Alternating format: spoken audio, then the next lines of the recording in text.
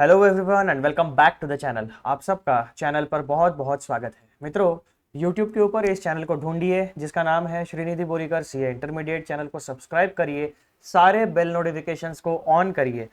इसके बाद वीडियोस को देखिए, वीडियोस को शेयर करिए और लाइक करना बिल्कुल ना भूलिए। एक और इम्पॉर्टेंट इंस्ट्रक्शन, जैसे ही आप वीडियो में जाओगे, वीडियो के डिस्क्रिप्शन बॉक्स में आपको सबसे ऊपर मिलेगा मेरे सोशल मीडिया हैंडल्स, जहाँ पे मैंने इंस्टाग्राम और फेसबुक अकाउंट का लिंक, फेसबुक पेज का लिंक दिया है। तो आप वहाँ पर जाकर इंस्टाग्राम या फेसबुक आपको जैसा ठीक लगे वहाँ पर फॉलो कर सकते हैं। उसके बाद एक और इम्पॉर्टेंट बात, ठीक सोशल मीडिया हैंडल्स के नीचे मैंने आपके लिए स्टडी मटेरियल का लिंक गूगल ड्राइव में प्रोवाइड कर दिया है।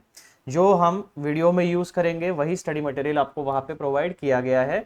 तो आप उस स्टडी मटेरियल को रेफ़र करके इन वीडियोस का यूज़ कर सकते हो, ताकि आप अपने सीए इंटरमीडिएट के paper number 5 auditing and ethics में अच्छे से एग्जामिशन स्कोर कर सको। पास होना हमारा टारगेट नहीं है, पास तो कोई भी हो सकता है, ठीक है। 40 मार्क लाना बहुत बड़ी बात नहीं होती है। स्टूडेंट्स, सीए स्टूडेंट्स के हिसाब से तो बहुत बड़ी बात है। सर क्या बात कर रहे हो, 40 मार्क्स कितनी कीमत होती है? अरे भैया, कोई कीमत नहीं होती है 40 मार्क्स की, ठीक है। हमारा टारगेट है एग्जामिशन या उसके ऊपर, यानी 60 मार्क्स या उसके ऊपर ही हमारे आने चाहिए। और उसी तरीके से हमें तैयारी करनी है। अब उसमें सबसे पहली स्टेप क्या होती है? सबसे पहली स्टेप होती है किसी भी पढ़ाई में कि आपका जो स्टडी मटेरियल है उसे आप फाइनलाइज कर लो। तो हमने कौन से स्टडी मटेरियल को फाइनलाइज किया है? हमने फाइनलाइज किया है हमारे प्यारे चार्टर्ड अकाउंटेंसी का जो इंस्टीट्यूट है ICAI।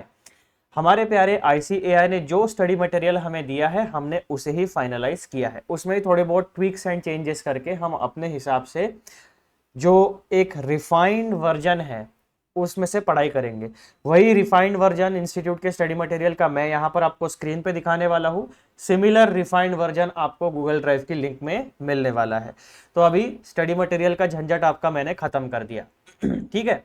अब हमारे पास केवल एक ही काम बचता है और वो है फटाफट फटाफट एकदम पढ़ाई करना ऑडिटिंग की। जो इंग्लिश भाषा है उस इंग्लिश भाषा को अच्छे से समझो, वो क्या कह रहे हैं, ऑडिट की प्रोसीजर में हमें क्या फॉलो करना है, क्या टॉपिक का डिस्कशन हम लोग कर रहे हैं, ये सारी चीज़ें हम अपने तरीके से अपने दिमाग में फिक्स करेंगे, ताकि एग्ज़ाम तक हमें वो सारी चीज़ें एकदम अच्छे तरीके से क्लैरिटी के साथ याद रहे। अब हम लोग मित्रों आगे बढ़ने वाले हैं और हमने कल जहाँ पे हमारी पढ़ाई रोकी थी वहीं से हम अपनी पढ़ाई शुरू करने वाले, ठीक है। तो आ जाओ, सबसे पहले एज यूजुअल एकदम अच्छे बच्चों की तरह हम पहुंचेंगे हमारे प्यारे इंडेक्स साहब में। चैप्टर का नाम एक बार रिवाइज कर लेंगे, जो है risk assessment and internal control. उसमें हमने देखो कहाँ कहाँ तक टिक मार्क के रखा है। ऑडिट रिस्क का overview, what is audit risk, ये हमने पढ़ लिया। उसके बाद में रिस्क ऑफ मटेरियल मिसस्टेटमेंट क्या होता है वो पढ़ा। और ये जो मटेरियल मिसस्टेटमेंट का जो रिस्क है, इस रिस्क के कंपोनेंट्स कौन से होते हैं वो हम लोगों ने पिछले वीडियो में पढ़े।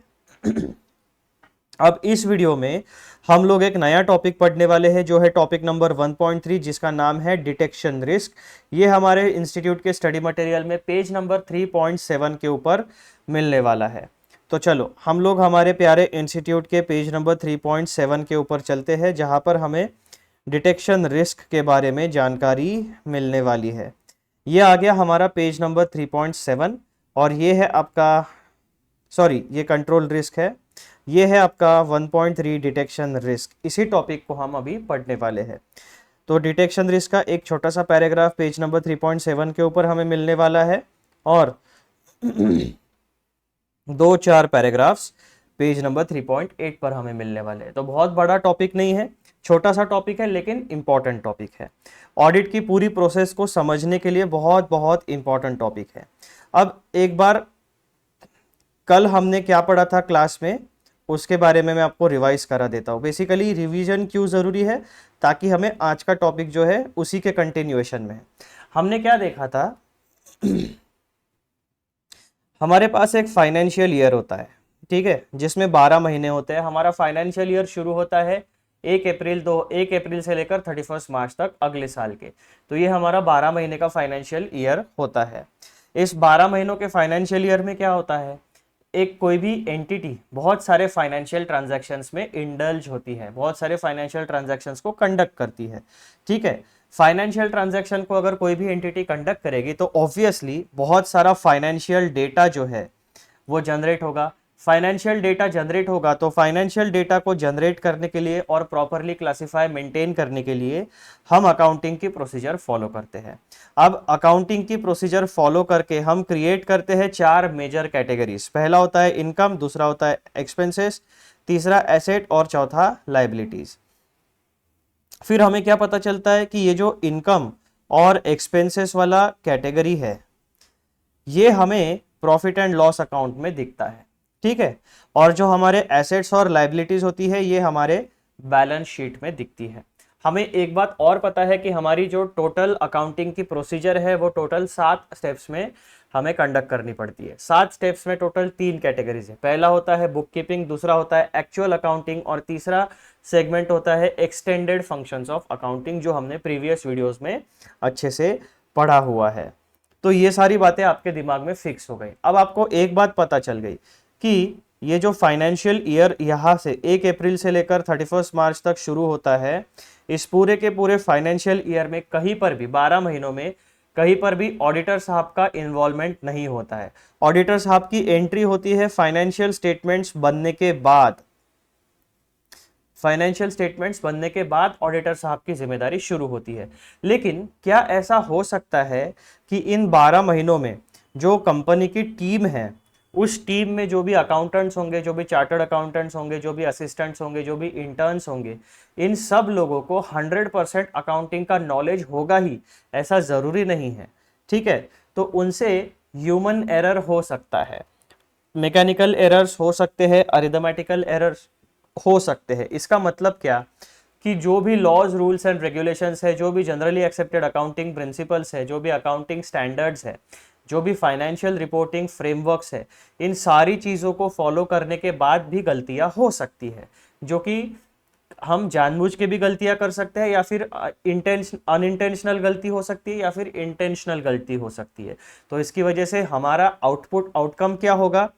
Material misstatement due to fraud और एरर, यानी ऑडिटर साहब की एंट्री पहले होने से पहले ही फाइनेंशियल स्टेटमेंट्स में गलतियां हो सकती है, ठीक है। जो ऐसी गलतियां है जो फाइनेंशियल ऑडिटर साहब की एंट्री होने से पहले हो सकती है उसे हम कहते हैं material misstatement due to fraud और error which may exist prior to the start of the audit procedures. तो ऐसी जितनी भी ऐसे जो मटेरियल मिसस्टेटमेंट होंगे, ऐसी जो गलतियां होगी जहां पर ऑडिट की प्रोसीजर शुरू होने से पहले हो रही है, उसकी पूरी की पूरी जिम्मेदारी होती है मैनेजमेंट की, और वही चीज हम लोगों ने यहां पर पढ़ी है। तो मटेरियल मिसस्टेटमेंट जो है ये 2 रिस्क की वजह से हो सकता है। पहली रिस्क है हमारी इनहेरेंट रिस्क और दूसरी रिस्क है हमारी कंट्रोल रिस्क। इन दोनों रिस्क की वजह से जो भी मटेरियल मिसस्टेटमेंट निर्माण होगा हमारे फाइनेंशियल स्टेटमेंट्स में, उसकी सारी की सारी जिम्मेदारी हमेशा मैनेजमेंट की रहने वाली है। उसके बाद जब हमारा एक्चुअल ऑडिट शुरू होगा फाइनेंशियल ईयर खत्म होने के बाद, इसका मतलब क्या कि हमारे पास जो भी फाइनेंशियल इंफॉर्मेशन ऑडिट के लिए आने वाली है वो हिस्टोरिकल नेचर की है। हमेशा फाइनेंशियल ऑडिट जो होता है वो हिस्टोरिकल फाइनेंशियल इंफॉर्मेशन का होता है, यानी पिछले साल का ऑडिट ऑडिटर साहब 31 मार्च के बाद इस नए फाइनेंशियल ईयर में करने वाले हैं। इतनी बात आपको क्लियर हो गई? तो अब देखो, ऐसा हो सकता है, ये प्रोबेबिलिटी है, चांसेस है। हमारा स्टडी मटेरियल ऐसा नहीं कहता कि हमेशा गलती होगी ही, गलती होने के चांसेस है, प्रोबेबिलिटी है। तो यहां पर ये जो डिटेक्शन रिस्क है, इनहेरेंट रिस्क और कंट्रोल रिस्क की वजह से मटेरियल मिसस्टेटमेंट हो सकता है। अब ये जो मटेरियल मिसस्टेटमेंट है इसको डिटेक्ट करने की जिम्मेदारी होती है ऑडिटर साहब की in the regular operation of audit, यानी जो रेगुलर ऑडिट का कंडक्ट है उसमें ऑडिटर साहब को उसके चेकिंग के दौरान जो भी मटेरियल मिसस्टेटमेंट है ड्यू टू एरर वो वहां पर उसे डिटेक्ट होनी चाहिए। तो इसीलिए इस रिस्क को कहा जाता है डिटेक्शन रिस्क। मतलब क्या कि डिटेक्ट ना होने की रिस्क, ऐसा हो सकता है कि ऑडिटर साहब ने अपना ऑडिट पूरा कर लिया लेकिन फिर भी वो ये मटेरियल मिसस्टेटमेंट को डिटेक्ट नहीं कर पाए, ऐसे रिस्क को कहते हैं डिटेक्शन रिस्क। अब ये जो डिटेक्शन रिस्क है इसकी वजह से क्या होगा, जो हमारे ऑडिटर साहब है वो जो भी ओपिनियन देंगे वो एक इनएप्रोप्रिएट ओपिनियन होगा। रियलिटी क्या है, रियलिटी है financial statements are materially misstated, लेकिन ऑडिटर साहब ने अनमॉडिफाइड ओपिनियन दिया यानी रेगुलर ओपिनियन दिया। इसका मतलब क्या हुआ कि यहां पर ऑडिट रिस्क आ गई, ऑडिटर साहब ने इनएप्रोप्रिएट ओपिनियन दिया। तो ये सारी की सारी पिक्चर को जब आप एक साथ जोड़कर देखोगे तब आपको पता चलेगा कि हमारा जो प्यारा ऑडिट का विषय है, जो सब्जेक्ट है, इस ऑडिट रिस्क का एक इक्वेशन बनेगा। वो इक्वेशन क्या रहेगा आपका, उस इक्वेशन में ये दोनों चीजें रहेगी,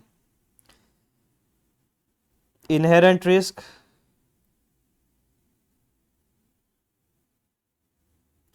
प्लस कंट्रोल रिस्क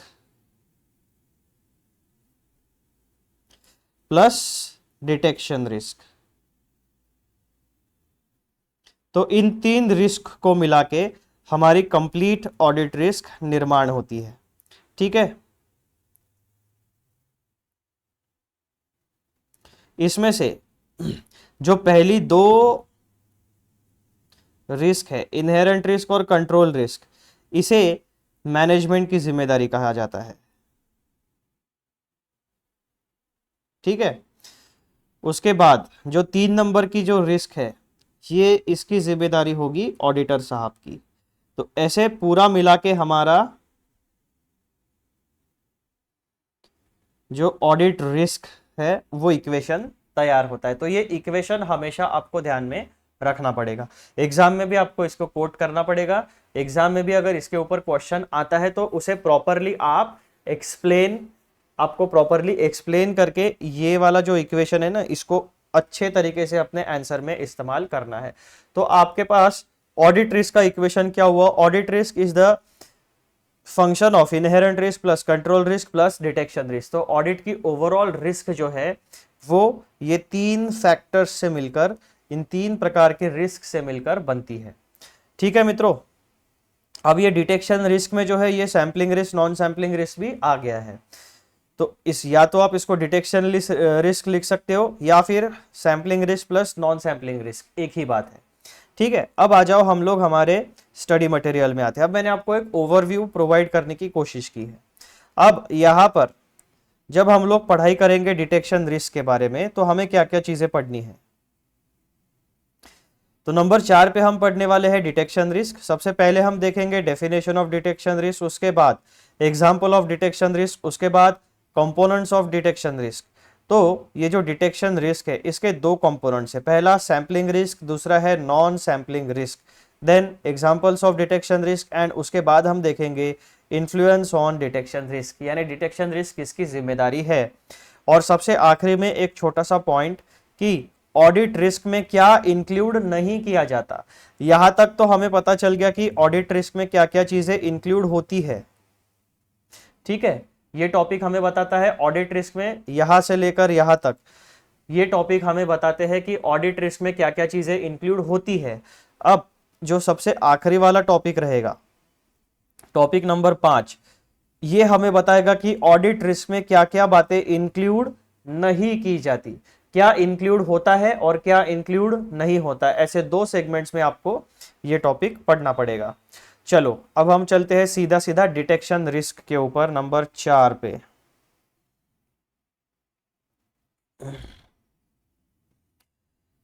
ठीक है ना। तो जैसा कि अभी अगर आप अपने साथ स्टडी मटेरियल लेके बैठे हो, जो कि मैंने आपको गूगल ड्राइव की लिंक प्रोवाइड की है, तो आपको पता चल जाएगा कि वहां पर मैंने मेंशन किया है page number 3.7 3.8 of ICAI module, और आपका जो अप्रैल 2023 का एडिशन है वहां पर आपको ये सारी चीजें मिलने वाली है। एक बार मैं छोटा सा रिमाइंडर और दे देता हूँ आपको। सबसे ऊपर में मैंने यहाँ पर इंस्टीट्यूट के स्टडी मटेरियल यानी चैप्टर नंबर 3 का लिंक दिया है। क्यों? क्योंकि हम लोग चैप्टर नंबर 3 की पढ़ाई कर रहे हैं, तो यहाँ पर मैंने चैप्टर नंबर 3 का लिंक दिया है। इस लिंक को एक्सेस करके आप सीधे चैप्टर नंबर 3 के ऊपर आ सकते हो। चलो डिटेक्शन रिस्क के बारे में पढ़ते हैं। तो सबसे पहले हम पढ़ेंगे डिटेक्शन रिस्क की डेफिनेशन। क्या कहती है definition? SA 200 defines detection risk as the risk that the procedures performed by the auditor to reduce audit risk to an acceptably low level will not detect a misstatement that exists and that could be material either individually or when aggregated with material misstatement। अब यहाँ पर बहुत ही simple और generic definition दी है जो हमें ऐसे 200 में मिलती है। ठीक है, उनका कहना क्या है?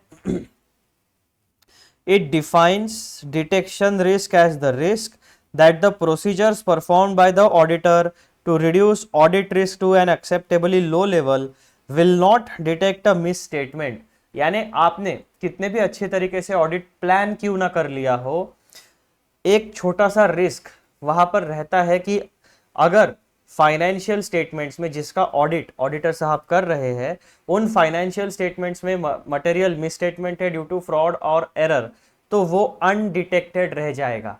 यानी आप उस कमी को, उस नॉन कंप्लायंस को, उस गलत इंफॉर्मेशन को एज एन ऑडिटर ऑडिट की प्रोसीजर्स फॉलो करने के बाद भी आपने कोई नेग्लिजेंस नहीं किया, आपने सब कुछ अच्छे से प्लान किया, लेकिन फिर भी आप उस मटेरियल मिस स्टेटमेंट को या गलती को आइडेंटिफाई नहीं कर पाए, तो ये होती है ऑडिट रिस्क। इसका मतलब क्या हुआ कि आपके फाइनेंशियल स्टेटमेंट्स में गलती है, लेकिन ऑडिटर साहब ने बहुत अच्छे तरीके से प्लानिंग किया, सब कुछ जैसा स्टैंडर्ड्स ऑन ऑडिटिंग कहते हैं, जैसे अकाउंटिंग स्टैंडर्ड्स कहते हैं, सब कुछ उसी तरीके से किया, लेकिन फिर भी मटेरियल मिस स्टेटमेंट को डिटेक्ट नहीं कर पाए। इसका मतलब क्या हुआ कि एक्चुअल में आपके फाइनेंशियल स्टेटमेंट्स में गलती है, मटेरियल मिसस्टेटमेंट है, लेकिन ऑडिटर साहब ओपिनियन क्या देंगे? अनमॉडिफाइड ओपिनियन देंगे। यानी ऑडिटर साहब कहेंगे कि to the best of my knowledge and ये जो प्रोसीजर्स मैंने परफॉर्म की है उसके हिसाब से मैंने ऑडिट एविडेंस को गैदर किया है और मेरा कोई ज़्यादा और मुझे कोई ऐसे गलती नहीं दिखी, और जो फाइनेंशियल स्टेटमेंट्स है वो जो आपकी एंटिटी है, जो ऑर्गेनाइजेशन है, उसके बिजनेस ऑपरेशंस का true and fair nature depict कर रही है। ये ऑडिटर साहब ओपिनियन देंगे। यानी क्या हो गया? गलती है लेकिन अनमॉडिफाइड ओपिनियन दिया। This is the audit risk, और इस ऑडिट रिस्क को ऐसे 200 में बताए गए स्टेप्स को फॉलो करके हमें रिड्यूस करना होता है। ऑडिट रिस्क हम एज पर ऐसे 200 एज पर ऐसे 200 ऑडिट के कुछ इनहेरेंट लिमिटेशंस हैं। उन इनहेरेंट लिमिटेशंस की वजह से जो ये ऑडिट रिस्क है, हम इस ऑडिट रिस्क को कभी भी जीरो नहीं कर सकते, हम उसे रिड्यूस कर सकते हैं टू एक्सेप्टेबली लो लेवल, लेकिन हम ऑडिट रिस्क को कभी भी जीरो नहीं कर सकते because of inherent limitations of audit. तो यही चीज यहां पर इन्होंने डिटेक्शन रिस्क के बारे में उसको डिफाइन किया है। अभी फिर से एक बार पढ़ो। SA 200 defines the detection risk as the risk that the procedures performed by the auditor to reduce audit risk to an acceptably low level will not detect a misstatement that exists and that could be material either individually or when aggregated with other misstatement। Simple भाषा में जो मैंने आपको हिंदी में बताया, financial statements में गलती है, ऑडिटर साहब ने सब कुछ कोशिश करने के बाद भी वो गलती नहीं पकड़ पाए और अनमॉडिफाइड ओपिनियन दिया, इसे कहा जाता है डिटेक्शन रिस्क, ताकि जो भी गलती है वो आपकी डिटेक्ट नहीं हो पाई। This is a audit risk, this is a detection risk. अब एग्जांपल देखो, example of detection risk. For example, auditor of a company uses certain audit procedures for the purpose of obtaining audit evidence and reducing audit risk, but still there will remain a risk that audit procedures used by the auditor may not be able to detect a misstatement which by nature is material, then that risk is known as detection risk। अब ये example नहीं है, इसका example of detection risk नहीं है, ये इसी definition का फर्दर एलैबोरेशन है सिंपल लैंग्वेज में। तो आप लोग क्या करना, इसे एग्जाम्पल मत कर देना, डिटेक्शन रिस्क ही रहने देना, कंटिन्यूएशन में ये सारी चीजें आप लोग पढ़ लेना, ठीक है। थोड़ा सा वहां पे प्रिंटिंग मिस्टेक हो गया है। Auditor of a company uses certain audit procedures for the purpose of obtaining audit evidence and reducing audit risk, but still there will remain a risk that audit procedures used by the auditor may not be able to detect a misstatement which by nature is material. Then that risk is known as detection risk. तो ये पूरी की पूरी आपकी definition and उसका छोटा सा meaning है। पॉइंट नंबर 3 देखो, कंपोनेंट्स ऑफ डिटेक्शन रिस्क। अब ये जो डिटेक्शन रिस्क है इसके दो कंपोनेंट्स है, पहला सैम्पलिंग रिस्क है, दूसरा है non sampling risk. Sampling risk is the risk that the auditors conclusion based on a sample may be different from the conclusion if the entire population were subjected to the audit procedure. It simply means that the sample was not representative of the population from which it was chosen. अब देखो, as an auditor हम लोगों को एक बात पता होती है कि हमें एक सर्टन पीरियड, एक सर्टन टाइम पीरियड के अंदर और सर्टन रिसोर्सेस को यूज करके हमें अपना ऑडिट का काम पूरा करना है। That means what, audit conduct करना है, ऑडिट एविडेंस गैदर करना है और उसके ऊपर एक ओपिनियन बना के ऑडिट रिपोर्ट में प्रेजेंट करना है। और ये सारा का सारा काम हमें लिमिटेड अमाउंट ऑफ टाइम और limited amount of financial resources पे कंडक्ट करना होता है, यानी हमारे पास समय कम होता है, काम बहुत ज्यादा होता है। तो ऐसे केसेस में हम क्या करते हैं, अलग अलग तरीके की ऑडिट प्रोसीजर्स को अप्लाई करते हैं। उसी में से एक प्रोसीजर है सैंपल चेक करना। इसका मतलब क्या इसका मतलब क्या होता है कि फॉर एग्जांपल जैसे हमारे P&L बैलेंस शीट है, P&L में एक्सपेंसेस होते हैं, इनकम होते हैं, बैलेंस शीट में एसेट्स होते हैं, लाइबिलिटीज होती है। तो यहाँ पर हम लोग क्या करेंगे, जैसे P&L का हम अभी ऑडिट करने वाले, तो ऑडिट करने के टाइम पे हम क्या करेंगे, operating revenue, non operating revenue पहले ब्रॉड क्लासिफिकेशन कर लेंगे। फिर ऑपरेटिंग रेवेन्यू में से हम देखेंगे कि हाई वैल्यू आइटम कौन से है, मीडियम वैल्यू आइटम कौन से है और लो रेवेन्यू जनरेशन वाले आइटम कौन से है। ऐसा 3 सेगमेंट्स में फर्दर ऑपरेटिंग रेवेन्यू को हम डिवाइड कर लेंगे। अब जो हाई वैल्यू सेल है, हाई वैल्यू सेल में गड़बड़ी होने के चांसेस ज्यादा होते हैं, है ना। तो हम क्या करेंगे, जो हाई वैल्यू सेल है जहां पे एक ही इनवॉइस में हमारा 20% या 25% रेवेन्यू चेक होने वाला है, तो हम क्या करेंगे, जो हाई वैल्यू रेवेन्यू है, जो हाई वैल्यू इनवॉइसेस है उनको 100% चेक करेंगे। मीडियम वैल्यू इनवॉइसेस को सैंपल बेसिस के ऊपर चेक करेंगे, लो वैल्यू में फर्दर सैंपल बेसिस पे। और इस तरीके से हम 100 इनवॉइसेस अगर हमारे पास है तो 100 इनवॉइसेस की वैल्यू अगर 1000 करोड़ है तो हम क्या करेंगे, 1000 करोड़ में से पूरे 1000 करोड़ पूरा का पूरा हम चेक नहीं करने वाले। हम क्या करेंगे, हम ऐसे इनवॉइसेस को आइडेंटिफाई करेंगे जो हमारे 700-800 करोड़ के रेवेन्यू को चेकअप हो जाए। तो इस तरीके से हम अपना सैंपल निकालेंगे। अब यहाँ पे रिस्क क्या होती है कि हमारा सैंपल, जिस तरीके से हम सैंपल निकालेंगे उस प्रोसीजर में गलती हो सकती है, या फिर ऐसा हो सकता है कि हमने जो सैंपल लिया वो, फॉर एग्जांपल हमने जो 500-600 करोड़ का सैंपल लिया, वो सैंपल हमारे पूरे रेवेन्यू को अच्छे से रिप्रेजेंट ना करे, तो हमारा जो ओपिनियन है वो बदल सकता है। सैंपलिंग में जो हमारा ओपिनियन है, अगर हम 100% चेकिंग में जाएंगे तो अगर सैंपल चेक और 100% चेक इन दोनों मेथड्स को फॉलो करके अगर हमारा ओपिनियन सिमिलर आता है तो ठीक है, तो कोई वहां पर सैंपलिंग रिस्क नहीं होगी। लेकिन सैंपल चेक करने के बाद और 100% चेकिंग के बाद अगर हमारे ओपिनियन में डिफरेंस आता है तो वहां पे सैंपलिंग रिस्क जनरेट होगी। ठीक है, सैंपल आपका जो रहेगा वो हमेशा एंटायर पॉपुलेशन का रिप्रेजेंटेशन होना चाहिए। इस तरीके से आपको सैंपल एक्सट्रैक्ट करना पड़ेगा चेकिंग करने के लिए। तो यही बात यहां पर आपको सैंपलिंग में बताई गई कि सैंपलिंग में हमेशा सतर्क रहना चाहिए। Sampling risk is the risk that the auditor's conclusion based on sample may be different from the conclusion if the entire population were subjected to the same audit procedure. It simply means that the sample was not representative of the population from which it was chosen. यानी एक ही बात यहाँ पर sampling risk में ध्यान में रखना है। अगर आप 100% चेकिंग करते हो और सैंपल का चेक करते हो तो आपको ओपिनियन सिमिलर आना चाहिए। अगर 100% चेकिंग के बाद और सैंपल चेकिंग के बाद आपको ओपिनियन डिफरेंस आ रहा है तो सैंपल पूरे के पूरे रेवेन्यू को या पूरे के पूरे आपका जो भी आइटम आप चेक कर रहे हो उसको अच्छे से रिप्रेजेंट नहीं करेगा। इसका मतलब क्या होता है कि वहां पर जहां पर आपका सैंपल डेविएट करता है टोटल पॉपुलेशन से, सैंपल का ओपिनियन डेविएट करता है टोटल पॉपुलेशन से, वहां पर आपको फर्दर ऑडिट प्रोसीजर्स अप्लाई करनी पड़ेंगी और डिटेल में आपको ऑडिट करना पड़ेगा। ठीक है, फिर आता है आपका non sampling risk. Non sampling risk is the risk that the auditor reaches an erroneous conclusion for any reason not related to sampling risk. Like an auditor may reach an erroneous conclusion due to application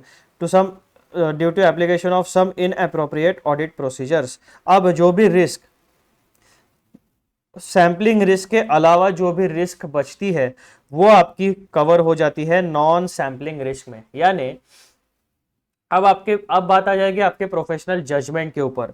यहां पर क्या कहा है, inappropriate audit procedure. अगर आपने inappropriate audit procedure apply की तो वहां से इनएप्रोप्रिएट ऑडिट प्रोसीजर को अप्लाई करने के बाद जो ऑडिट एविडेंस आप गैदर करोगे हो सकता है उसमें गड़बड़ी हो। गड़बड़ ऑडिट एविडेंस के ऊपर अगर आप अपना ओपिनियन बनाओगे तो डेफिनेटली ओपिनियन भी गड़बड़ हो जाएगा। तो एक गलती के कारण बहुत सारे चीजों के ऊपर इम्पैक्ट पड़ते चले जाता है। ठीक है, तो उसे कहा जाता है आपकी नॉन सैम्पलिंग रिस्क। अब नॉन सैम्पलिंग रिस्क में बहुत सारी बातें आती है, जैसे कि आपने किसी इंटरनल ऑडिटर के रिपोर्ट के ऊपर रिलाई कर लिया, लेकिन हो सकता है कि इंटरनल ऑडिटर्स की भी गलतियां हो। आपने मैनेजमेंट ने जो इन्फॉर्मेशन दे दी उसको फेस वैल्यू पे एक्सेप्ट कर लिया कि हाँ मैनेजमेंट ने ये इन्फॉर्मेशन दी है तो ये करेक्ट ही होगी, लेकिन हो सकता है कि मटेरियल मिसस्टेटमेंट हो ड्यू टू फ्रॉड और एरर। तो मैनेजमेंट इंटेंशनली आपको गलत डेटा भी दे सकता है। तो कभी भी फेस वैल्यू के ऊपर आप उस डेटा के ऊपर ट्रस्ट नहीं कर सकते। आपको हमेशा सतर्क रहना पड़ेगा, प्रोफेशनल स्केप्टिसिज्म को अप्लाई करते रहना पड़ेगा, यानी क्वेश्चनिंग माइंड रखना पड़ेगा और ऑडिट एविडेंस गैदर करते रहना पड़ेगा। और आपका जो ऑडिट एविडेंस रहेगा वो हमेशा कोरोबोरेटिव रहना चाहिए, यानी एक ऑडिट एविडेंस दूसरे ऑडिट एविडेंस को प्रॉपरली सपोर्ट यानी सप्लीमेंट कॉम्प्लीमेंट करना चाहिए। ठीक है, तो ये होती है आपकी sampling risk and non sampling risk. ये दो कंपोनेंट्स होते हैं डिटेक्शन रिस्क के। अब number 4, examples of detection risk could include.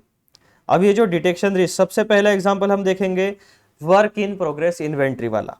Sizable work in progress inventories are expected in financial statements of a company. However, auditor of the company does not devote time to attending inventory count. Instead, he chooses to rely upon alternative audit procedures.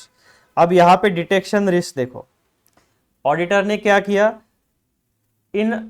वैसे ideally होना क्या चाहिए, जब भी आप inventory का audit करते हो, जब भी आप स्टॉक ऑडिट करते हो तो आपको एज एन ऑडिटर वहां पे फिजिकली प्रेजेंट रहना है। फिजिकल काउंट आपको देखना है कि इन्वेंट्री किस तरीके से काउंट होती है, काउंटिंग बराबर आया है या नहीं। आपका जो इन्वेंट्री डॉकेट आपको मिलेगा उस इन्वेंट्री डॉकेट में जो डिस्क्रिप्शन है इन्वेंट्री का, वो सेम इन्वेंट्री का डिस्क्रिप्शन, उसके सामने सेम कोडिंग, सेम नंबर, उसकी स्टोरेज की जगह कहाँ पे वो स्टोर होता है, वो सारे पैरामीटर्स आपको टिक मार्क करने पड़ते हैं। तो इस तरीके से अगर आपने फिजिकल वहां पे प्रेजेंट ना रहते हुए जो इंटरनल रिकॉर्ड्स है या फिर जो इंटरनल ऑडिटर का काम होता है स्टॉक ऑडिट का, उसी रिपोर्ट के ऊपर अगर आपने रिलाई कर लिया तो वहां पे डिटेक्शन रिस्क हो सकती है। अभी देखो क्या होता है कि जैसे फिजिकली ऑडिटर वहां पे प्रेजेंट नहीं है तो एम्प्लॉय क्या कर सकते हैं, ऑन पेपर तो डेटा पूरा का पूरा रिकॉर्ड दिखा देंगे, लेकिन कुछ इन्वेंट्री गायब भी हो सकती है, कुछ इन्वेंट्री डैमेज भी हो सकती है, तो बहुत सारे पैरामीटर्स होते हैं।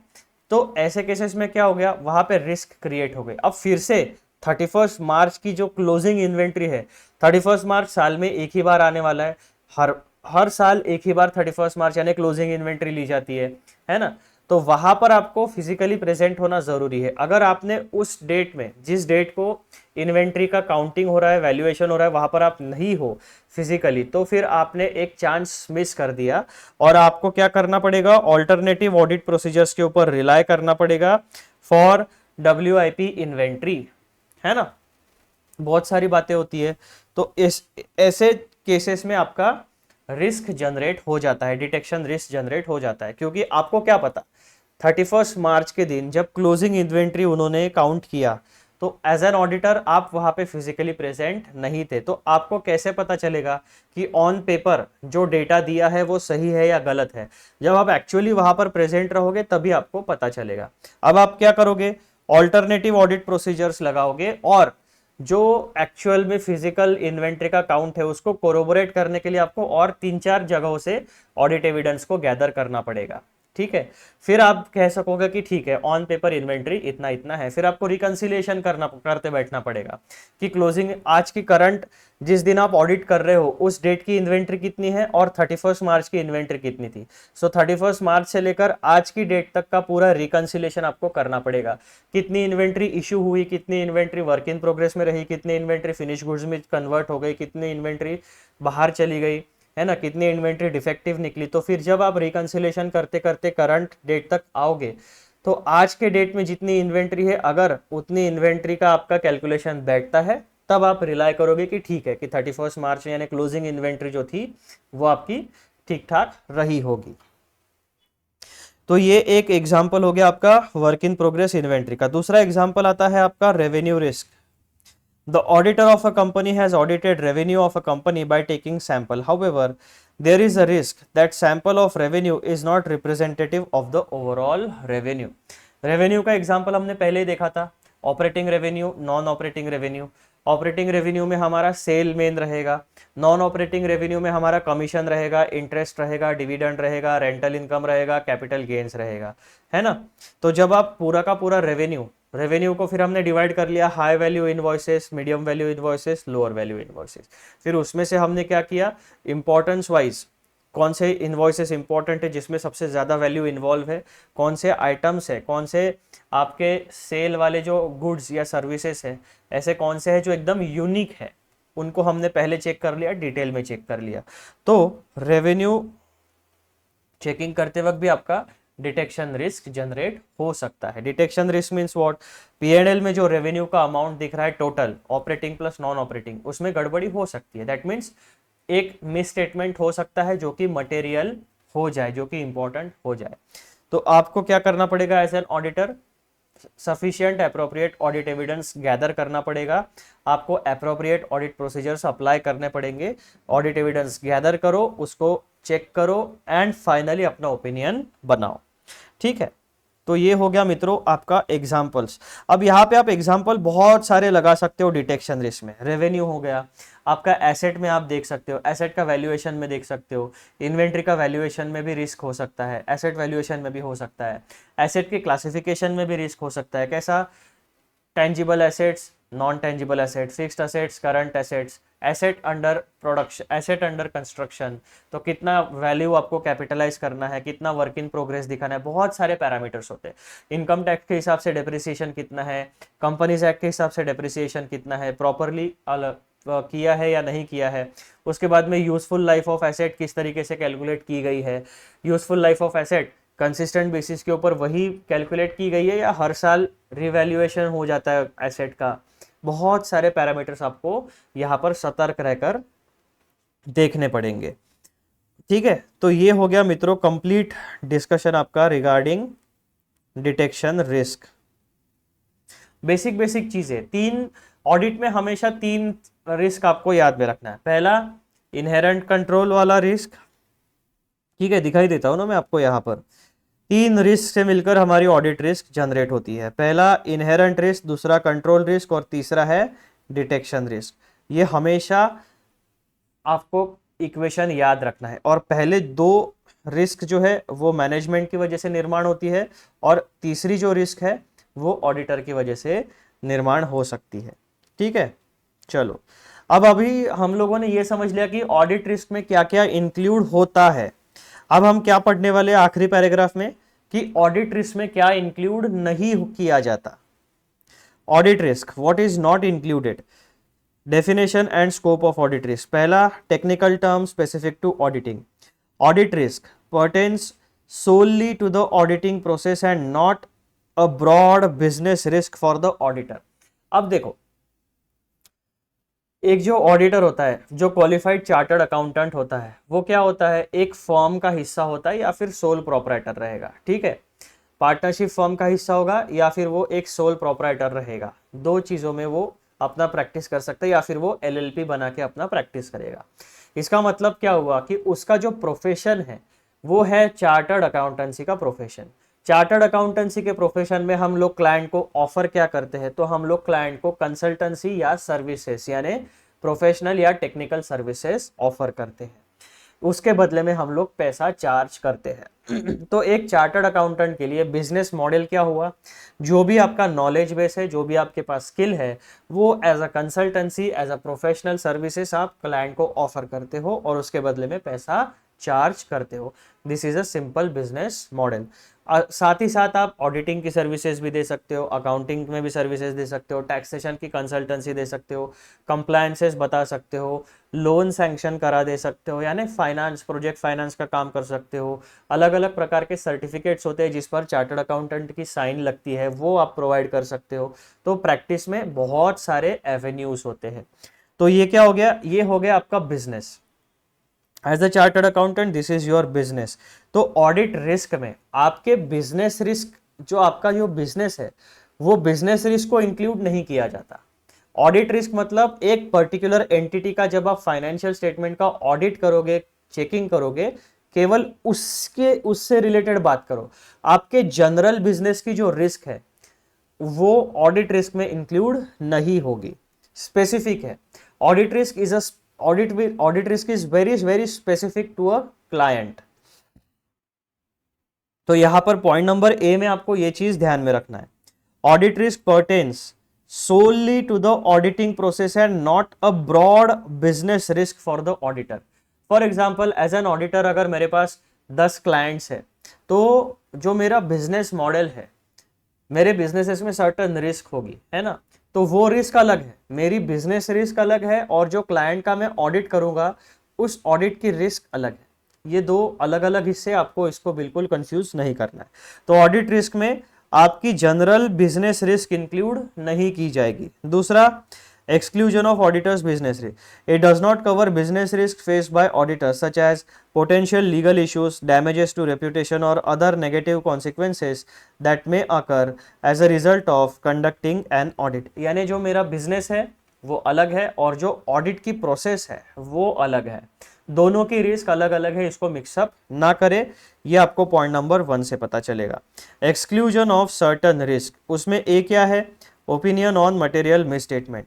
Audit risk does not include the risk of auditor erroneously stating that the financial statements are materially misstated when they are in fact accurate। सबसे मेन चीज क्या होती है, हमारे मन में एक ही डर होता है ऑडिट रिस्क का, वो क्या होता है कि financial statements are materially misstated and auditor will give an unmodified opinion that the financial statements depict true and fair picture of operations of the business। जबकि मटेरियली मिसस्टेटेड है लेकिन अनमॉडिफाइड ओपिनियन है, ये ऑडिट रिस्क में include किया जाएगा। यहां पर क्या कहता है, ऑडिटर ने ओपिनियन क्या दिया, मॉडिफाइड ओपिनियन दिया, लेकिन एक्चुअल में कोई भी मटेरियल मिसस्टेटमेंट नहीं है आपके फाइनेंशियल स्टेटमेंट्स में। इसके बावजूद ऑडिटर ने कैसा ओपिनियन दिया, मॉडिफाइड ओपिनियन दिया, यानी गड़बड़ी है ऐसा ओपिनियन दिया, तो इसको ऑडिट रिस्क में इंक्लूड नहीं किया जाता। Audit risk does not include the risk of auditor erroneously stating that the financial statements are materially misstated when they are in fact accurate। यानी आपके फाइनेंशियल स्टेटमेंट्स एक्यूरेट है लेकिन ऑडिटर ने एक मॉडिफाइड ओपिनियन दिया, एरोनियस ओपिनियन दिया, तो ऐसी सिचुएशन को ऑडिट रिस्क में इंक्लूड नहीं किया जाता। लेकिन आपके फाइनेंशियल स्टेटमेंट्स मटेरियली मिसस्टेटेड है और ऑडिटर जब अनमॉडिफाइड ओपिनियन देता है कि सब कुछ सही है, तब उसे ऑडिट रिस्क में, डिटेक्शन रिस्क में इंक्लूड किया जाता है। फाइनेंशियल स्टेटमेंट सही है, ऑडिटर को ओपिनियन गलत है, तो इंक्लूड नहीं किया जाएगा। फाइनेंशियल स्टेटमेंट्स में गलती है, डिटेक्ट नहीं कर पाया ऑडिटर, और ऑडिटर ने अनमॉडिफाइड ओपिनियन दिया, तब इसे डिटेक्शन रिस्क में इंक्लूड किया जाएगा। ये 4 बार बताने का एक ही कारण है क्योंकि बहुत ज्यादा कंफ्यूजन हो जाता है इसमें, इसलिए। Insignificant risk, this specific risk of incorrect judgement regarding material misstatement is deemed ordinarily insignificant and thus not included in the audit risk category under the SAs। जो चीज मैंने आपको हिंदी में बताई वही चीज यहाँ पर इनसिग्निफिकेंट रिस्क के नाम से दी गई है। अब एक बात मैं आपको फिर से बताना चाहता हूं, ये जो टॉपिक नंबर 5 जो है ना, ये आप एक बार अच्छे से पढ़ना। मैंने तो आपको समझा दिया एकदम क्लैरिटी के साथ, लेकिन आप इसे शांत दिमाग से अच्छे से पढ़ना, तब आपको समझ में आ जाएगा डेफिनेटली कि ऑडिट रिस्क में क्या इंक्लूड किया जाता है और क्या इंक्लूड नहीं किया जाता। ये दिमाग में अपने क्लैरिटी रखना हमेशा। इसके ऊपर एक घुमाने वाला क्वेश्चन आ सकता है और ट्विस्ट इंस्टीट्यूट यहीं पर इसी पॉइंट के ऊपर ट्विस्ट एंड टर्न क्वेश्चन को दे सकता है।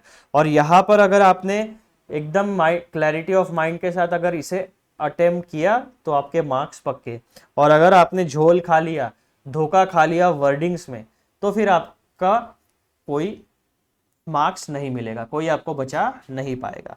तो ऑडिट रिस्क में क्या इंक्लूड नहीं किया जाता ये भी आपको पता होना चाहिए। इसी तरीके से मित्रों, हमारा ये जो टॉपिक है डिटेक्शन रिस्क वाला, ये भी पूरा हो जाता है। इसी के साथ साथ audit risk what is not included ये भी कंप्लीट हो गया है, और यहां पर detection risk and audit risk what is not included, ये दोनों टॉपिक हमारे कंप्लीट हो चुके हैं। और ये वीडियो मित्रों यहीं पे खत्म होता है। अगले वीडियो में हम लोग पढ़ाई करने वाले हैं नए टॉपिक के बारे में, जो है आपका topic number 1.5 assessment of risk a matter of professional judgement. ये वाला टॉपिक हम लोग पढ़ेंगे जो आपको पेज नंबर 3.9 के ऊपर हमारे प्यारे प्यारे इंस्टीट्यूट में अपने स्टडी मटेरियल में दिया है। अब आगे बढ़ने से पहले एक बात, वो एक बात कौन सी है वो आपको पता है और आप उसे अच्छे से फॉलो नहीं कर रहे हो, और वो बात है ये, चैनल को ढूंढो, सब्सक्राइब करो, सारे बेल नोटिफिकेशंस ऑन करो, वीडियोस को देखो, और जैसे ही आप वीडियो के ऊपर क्लिक करोगे, ठीक है जी थोड़ा सा टाइम लग रहा,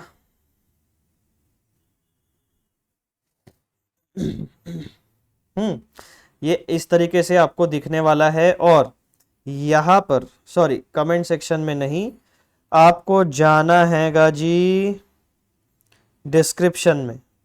ठीक है, देखो डिस्क्रिप्शन में आप सब जाओगे तो डिस्क्रिप्शन में राइट साइड में ये जो ऊपर नीचे कर रहा हूँ मैं स्लाइड अप स्लाइड ऑन, ये है आपका डिस्क्रिप्शन। डिस्क्रिप्शन में सबसे पहले आपको इंस्टाग्राम अकाउंट दिख जाएगा, फेसबुक दिख जाएगा, और लिंक फॉर नोट्स और स्टडी मटेरियल, ये आपके काम की चीज़ है। उसके नीचे डिटेल्स ऑफ वीडियो है, और उसके नीचे जो भी मैं अलग यूट्यूब चैनल्स पे काम करता हूँ वो सारी चीज़ें हैं, तो आप उन्हें फॉलो कर सकते हो। लेकिन आपके सबसे काम की चीज़ है सोशल मीडिया हैंडल्स, और हमारा मैंने जो अभी ये यूज़ की है यहाँ पे नोट्स,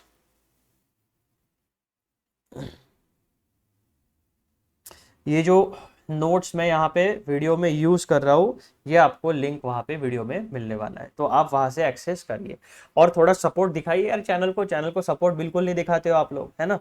व्यू करते हो वीडियो, चैनल को सब्सक्राइब भी करो ताकि नोटिफिकेशन आपको अच्छे से मिले, चैनल को आगे बढ़ाओ, शेयर करो अपने दोस्तों के साथ। चलो, और अब हम मिलेंगे अगले वीडियो में, ठीक है। तब तक के लिए आप अच्छे से पढ़ाई करो। मैं भी रिकवर हो रहा हूँ, वायरल फीवर की वजह से डाउन था, आपको आवाज़ में से थोड़ा सा समझ में आता ही होगा, तो मैं भी थोड़ा थोड़ा कम जितनी मेरी एनर्जी अलाउ करती है उस हिसाब से मैं आपके लिए रिकॉर्डिंग करा रहा हूँ। चलो अगले वीडियो में मिलते हैं, बाय बाय।